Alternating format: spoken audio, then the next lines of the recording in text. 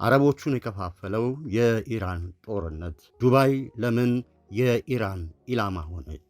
ባንዳር-ኢ ከሚባለው በደቡባዊ ኢራን የፋርስ ባሕረ ሰላጤው የባህር ጠረፍ ተነስቶም በመርከብ ወደ ዱባይ ለመሄድ ለሚያስብ ሰው 150 ኪሎ ሜትር አጭር የሚባል ርቀት ብቻ ነው። ኢራንና አረብ ኤምሬት በባህር የሚጎራበቱ ቅርብ ለቅርብ እየተያዩ የሚኖሩ ሀገራት ናቸው።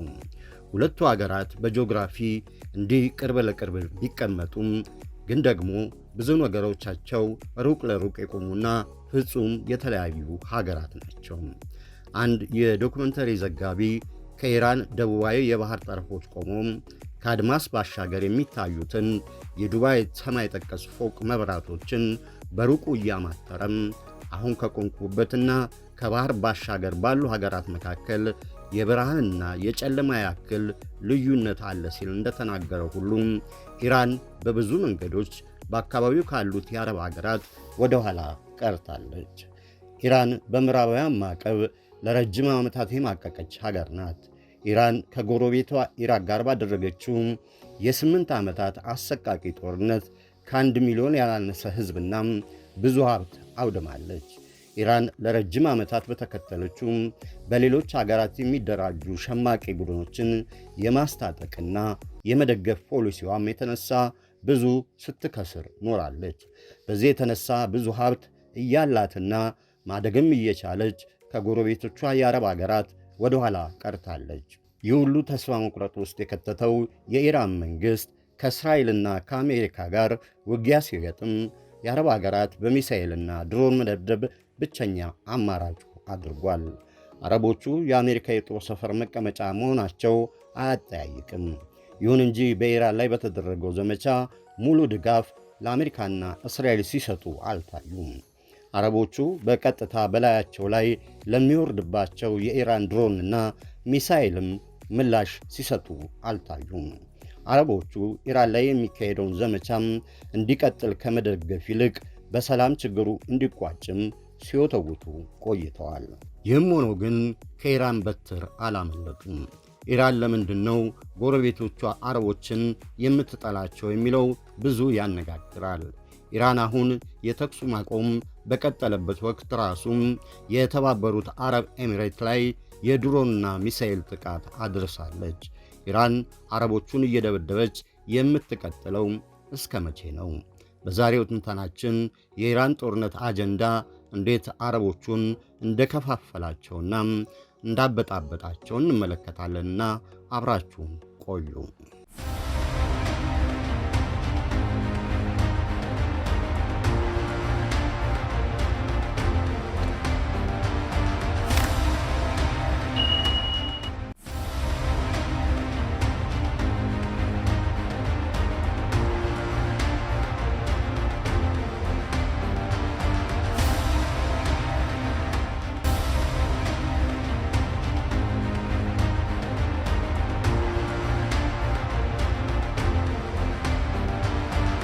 ኢራን በብዙ ሺህ ዓመታት የሚቆጠር የቀደመ ስልጣኔ ያላት የታሪክ ሀብታም ሀገር ናት። ኢራን የዓለም 17ኛዋ ትልቅ የቆዳ ስፋት ያላት ሀገርም ናት። እንግሊዝ፣ ጀርመንና ፈረንሳይ ተደምረው ትበልጣቸዋለች። ኢራን ወደ 2500 ኪሎ ሜትር የባህር ጠረፍ በፋርስ ባሕረ ሰላጤም አላት። ኢራን ለዓለም የሚተርፍ እጅግ ከፍተኛ የነዳጅና የተፈጥሮ ጋዝ ክምችትም አላት። ከትንሾቹ የጎረቤት አረብ ሀገራት ጋር ስትነጻጸር በኢኮኖሚና በሀብት መበለጧ ብዙ ያነጋግራል። ኢራን ከሳውዲ አረቢያና ከተባበሩት አረብ ኤሚሬቶች ቀርቶም ከቃታር፣ ኩዌት፣ ባህሬንም ሆነ ኦማን በሀብት ልትነጻጸር አትችልም። ከነዚህ አገራት ፎቅ ሲበቅል ይታያል። ከመላው ዓለም የሚመጡ ቱሪስቶችና ነጋዴዎችም ሲርመሰመሱም እንዲሁም በወደቦቻቸው ኮንቴይነር ሲጫንና ሲራገፍ መርከብ ሲመላለስ ይታያል። በአየር ማረፊያዎቻቸው ስፍር ቁጥር የሌለው ዓለም አቀፍ የበረራ ምልልስ ይደረጋል። በተቃራኒው ግን ከባህር ማዶ ያሉት የኢራን ወደቦች ባዶ ጦማቸውን ሲውሉና ሲያድሩ ነው የሚታየው። በኮንትሮባንድ የሚራገፍና የሚጫን ነዳጅና ሸቀጥ ካልሆነ በስተቀረም መደበኛ ንግድ አይተው የማያውቁት የኢራን ወደቦች በፋርስ ባሕረ ሰላጤው ይገኛሉ። ኢራን ብዙ ሀብት ያላት እንደ ጎረቤቶቿ የአረብ አገራት አውጥታ መጠቀም አልቻለችም። ይህም የሆነው ደግሞ በምዕራባውያኑ ማዕቀብ መሆኑን ኢራናውያኑ ደጋግመው ይናገራሉ። ኢራን በምዕራባውያኑ ማዕቀብ ለምን እንደተቀጣች ኢራናውያኑ ሐቁን ለመናገር ባይደፍሩም፣ ነገር ግን ሁሌም ቢሆን ከአሜሪካና ከአጋሮቿ ጋር ሲነታረኩ መኖራቸውን አተውት አያውቁም። ለዚህ ሁላ ችግር ዳርገውናል በሚሏቸው አሜሪካና አጋሮቿ ላይ ላለፉት 50 ዓመታት ኢራኖች ጥርሳቸውን እንደነከሱ ነው የኖሩት። ሞት ለአሜሪካ ሞት ለእስራኤል የሚለውን መፈክራቸውንና የሚያቃጥሉት የእነዚህ ሀገራት ባንዲራም ከኢራን አደባባዮች ትዕይንትነት ርቆ አያውቅም። ኢራኖች ግን በአሜሪካና በእስራኤል ብቻ የሚቆሙ አይደሉም። ሁሌም ቢሆን በአካባቢ ያሉ የአረብ ሀገራትን በጠላትነት እንደፈረጁ ነው ያሉት። ኢራን ከሁሉም ጋር ተጣልታም እንዴት ልትዘልቀው ነው የሚለው ያስገርማል።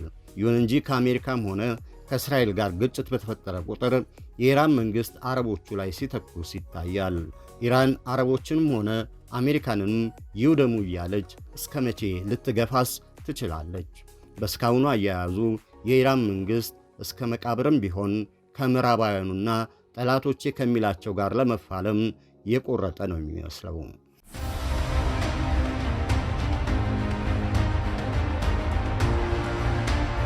የኢራን ጦርነት ተመልሶም አረቦችን እያባላ ይገኛል። የኢራን ጦርነት የአረብ ሀገራትን እርስ በርስ እየከፋፈለ ይገኛል።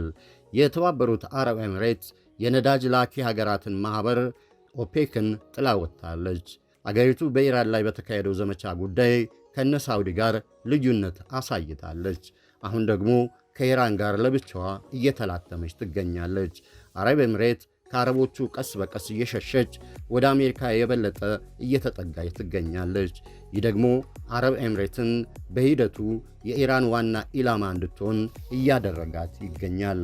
ከሰሞኑ ኢራን አከታትላ ሚሳኤልና ድሮን የተኮሰችባት ሲሆን አረብ ኤሚሬትስም ዝም ብዬ አልቀምጥም፣ በራሴ ምላሽ እሰጣለሁ እያለች ነው። በአካባቢ ያሉ ሌሎች የአረብ ሀገራት አረብ ኤሚሬትስ በተናጠል ስትመታ ዝም ብለው መቀመጣቸውም እንዲሁ የአሜሪካ ምላሽ አለመስጠቷ እያነጋገረ ነው። አንዳንድ የአረብ ሀገራት ከአሜሪካ ጋር መዛመድ ብቻ እንደማያዋጣ ግምገማ ወስደዋል። የአሜሪካ ዝምድና ከኢራን ድብደባ አያስጥልም የሚል ስጋት ተፈጥሮባቸዋል።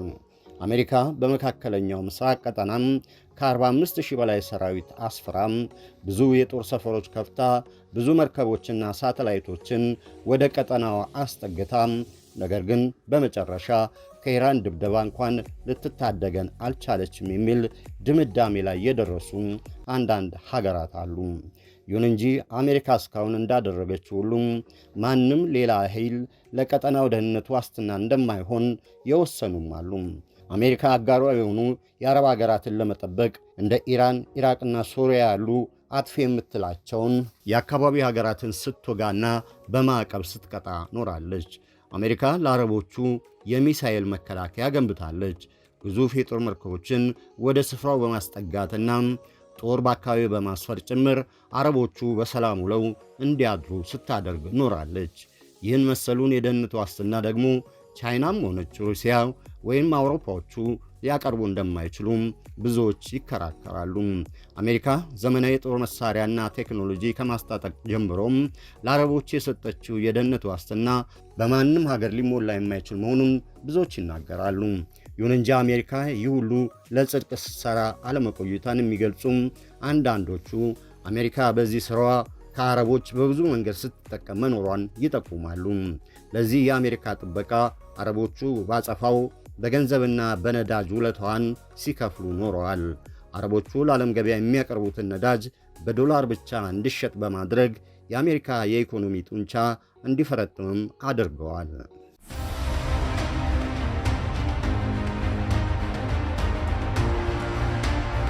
የባሕረ ሰላጤው ሀገራት ትብብር ምክር ቤት ጂሲሲ የተባለ ማኅበር አላቸው። ይህ ምክር ቤት ቀጠናዊ ሰላምና ደህንነት የሚያስጠብቅ የጋራ የጸጥታ ተቋም ለመፍጠር ታስቦ የተመሠረተ ነው። ነገር ግን ጂሲሲ እስካሁንም ይህንን ማድረግ አልተቻለውም።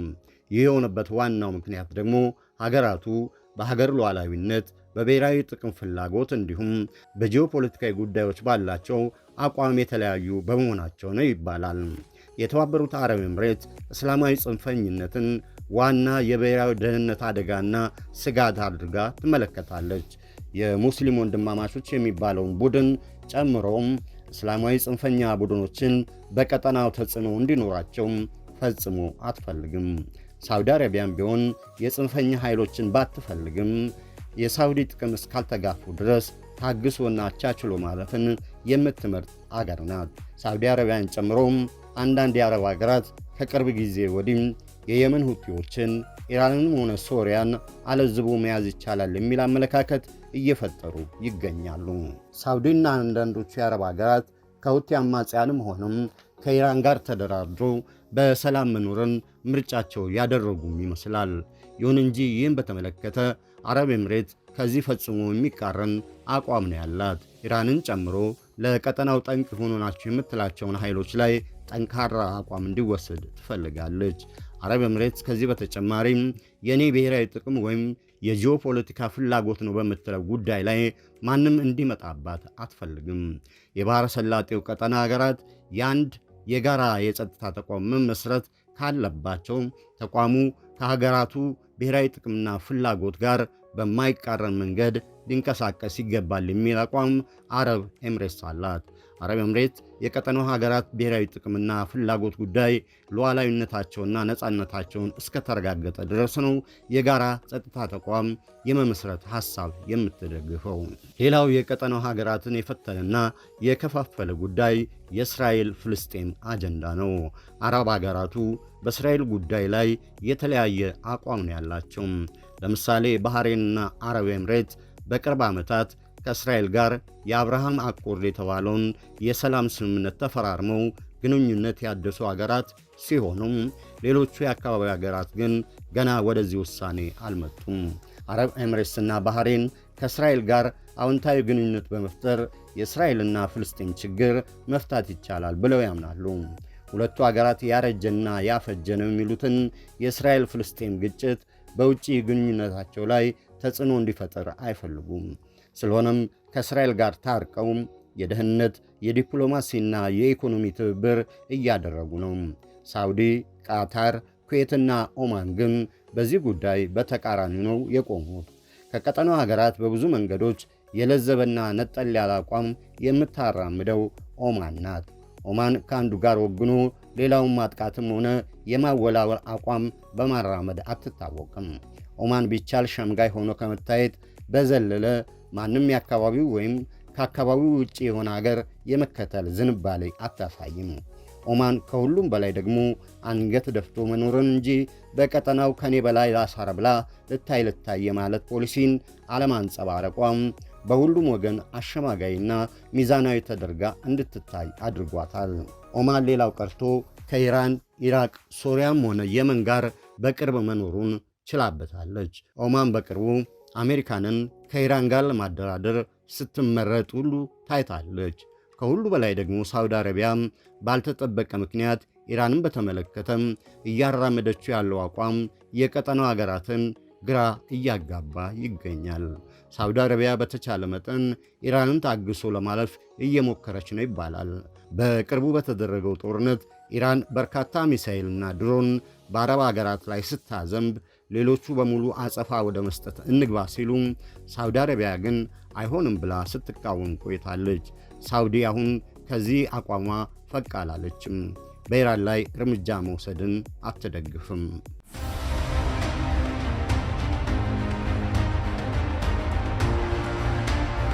በቅርቡ ባህሬን፣ ኩዌት፣ ካታርና አረብ ኤምሬት በጋራ ሆነው ለኢራን የሚሰልሉ ኢራናውያንን በሀገራቸው ለማሰር ሲስማሙ፣ ሳውዲ አረቢያ ግን ተቃውማለች።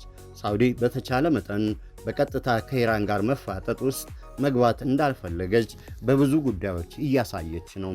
ኢራንን በሰላማዊ መንገድና በድርድር በማግባባት አረቦቹ የሚፈልጉትን ነገር እንድትተገብር ማድረግ ይቻላል ወደሚል አቋም ሳውዲ እየመጣች ይመስላል። ፓኪስታን በቅርቡ ከአረብ ኤምሬት የተበደረችውን የ3.5 ቢሊዮን ዶላር ብድር መክፈያ ቀነ ገደብ ደርሶባት በተጨናነቀችበት ወቅት ሳውዲ አረቢያ ዳጎስ ያለ ፈንድ ለኢስላማባድ በመልቀቅ ከጭንቀት ገላገለቻት። ፓኪስታን ለዚህ ውለታም ከሳውዲ አረቢያ ጋር ወዲያውኑ የወታደራዊ ትብብር ስምምነት ተፈራረመች። ከዚህ በተጨማሪ ፓኪስታን የሳውዲን ውለታ ለመመለስ ስትል ኢራንን ከአሜሪካ ጋር በማደራደር ቢያንስ የተኩስ አቁም ስምምነት ላይ እንዲደርሱ ማድረግ ቻለች። ሳውዲ በዚህ መንገድ እንደ ኢራን ያሉ አፈንጋጭ መንግስታትን መግራትና ወደ ሰላም ማምጣት ይቻላል ወደሚል አቋም መግባት የጀመረች ሲሆን ይህ ደግሞ በሌሎች የአካባቢው አረብ ሀገራት ብዙም አልተወደደም። የአረብ ሀገራት ወደ አንድነት መምጣትና ራሳቸውን ከጥቃት የሚከላከሉበትን የጋራ ተቋም መመስረት ይችላሉ የሚለው ብዙ ያጠያይቃል። በተለይ ሳውዲና የተባበሩት አረብ ኤምሬትስ በመካከላቸው ያለውን ልዩነት በማቀራረብ የቀጠናውን ሰላም በጋራ ለማስጠበቅ ይችላሉ የሚለው ብዙ ያነጋግራል። የአረብ ሀገራት ለደህንነት ዋስትና ሲሉም አሜሪካ ላይም ሆነ ሌሎች የውጭ ኃይሎች ላይ እምነት አሳድረው መቀጠል እንደማይችሉም የኢራኑ ጦርነት በደንብ አሳይቷቸዋል። ይሁን እንጂ ለዚህ ሁላ የሚሰጡት መፍትሄ ተጠባቂ ጉዳይ ነው። ቸር ያሰንብተን።